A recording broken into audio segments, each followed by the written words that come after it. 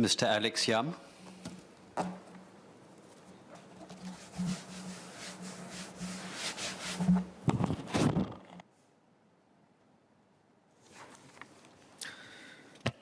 Mr. Deputy Speaker, most, if not all, the honourable members who spoke before me are parents of young children or teens.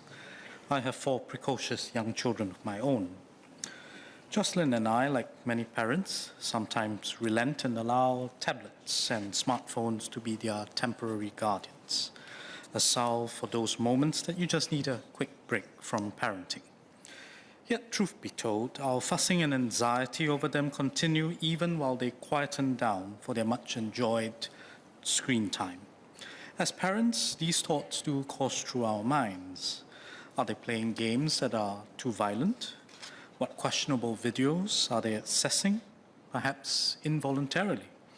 Are they being exposed to the wrong company or the wrong content in their online interactions? We cannot discount that the internet and social media has been a great force for good over the last 2 decades. It has revolutionized education, transformed the global economy, increased the flow of information and knowledge, and also helped us all keep in touch with each other. But the internet is like water, a good servant but a bad master. As far back as in 1998, our late founding father, Mr. Lee Kuan Yew, had described the internet as a force for both good and evil, that the internet is as much a purveyor of truth as it is of outright lies. He further pointed out that though it may take some time, morality and wisdom must find a way to control and tame new technology to preserve the fundamental values of society by which parents bring up their children to be good citizens. Sir, big tech today is worth over $10 trillion. Let that sink in. Big tech is now so big and so ubiquitous that we have forgotten to be shocked by its growth and its value. And big tech needs to be held accountable. Let's just start by looking what is deemed by some as the new epidemic of our times, pornographic content on various platforms. Up until the early 2000s, pornography in all its forms was somewhat isolated, consigned to corners of red light districts, back alleys of night markets, confined to the margins by social norms, and to some extent, shame. Today, by some estimates, the industry is estimated to be worth more than $100 billion annually.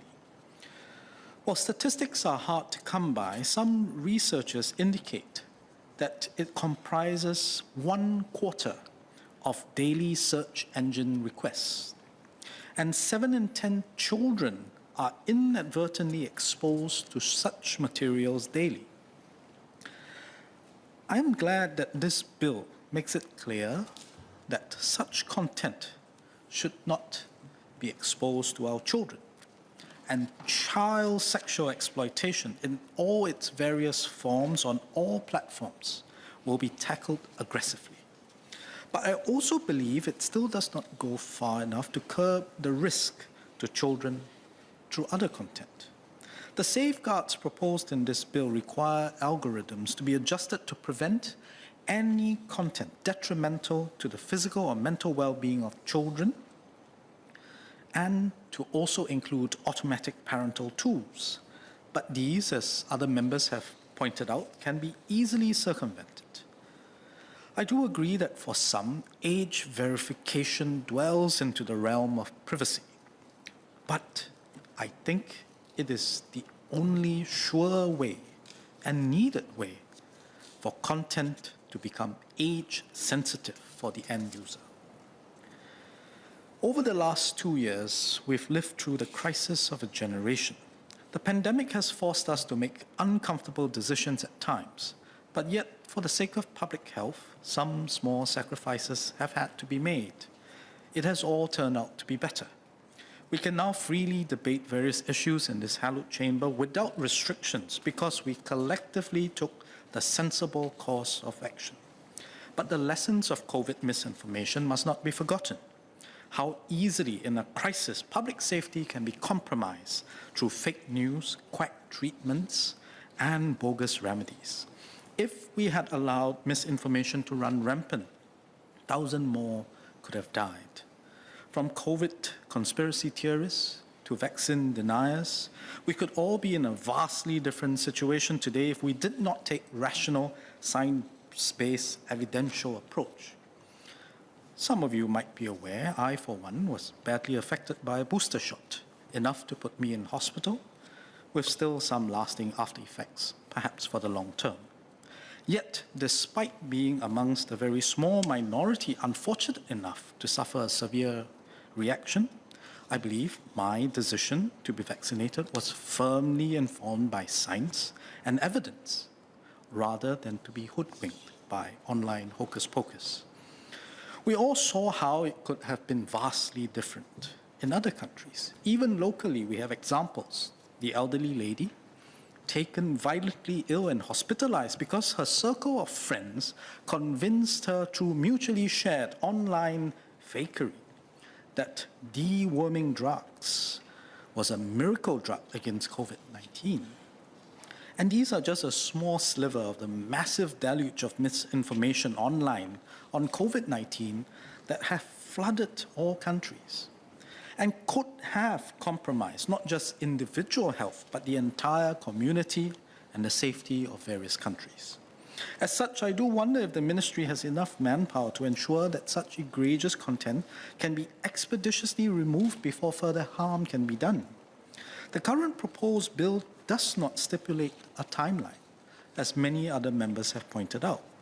Compared to other countries, for example in Australia, that indicate a 24-hour takedown window, we should perhaps apply the same to our laws so that the damage is limited and action can be taken so that harm to individuals can be avoided quickly in the light speed by which content travels in the metaverse today. By the same measure of speed of content viraling, the entire industry itself is evolving dramatically day by day. While the major social media platforms have been engaged for this bill, one of the players, Twitter, has changed hands just last week. Their new owner, Elon Musk, is a free speech absolutist. He wants to transform Twitter into a platform that, oxymoronically, is a safe haven for all forms of free speech, including harmful ones. As the company evolves to fit into their new owner's worldview, how will the ministry take the process forward, and how will it deal with potential difficulties of a social media giant which may well now become unwilling to accept the rules that we seek to enforce for the safety of Singaporean users? While I also accept that the bill will similarly evolve and include more industry players' platforms as the metaverse expands, I do call on the government to consider including in the very near future social media, social messaging and private messaging platforms where information can spread like wildfire, especially amongst older audiences, and also gaming platforms and chat platforms like Discord, where cyberbullying and misogyny are becoming rampant. Regulating the metaverse is more challenging than herding cats, and therefore we must act quickly before they run amok. Mr. Deputy Speaker, some commentators have also seen shadows everywhere. They decry the chilling effect on free speech that bills like these introduced elsewhere and here will have on free speech. But let's look at some surveys of what users themselves want out of their online experience.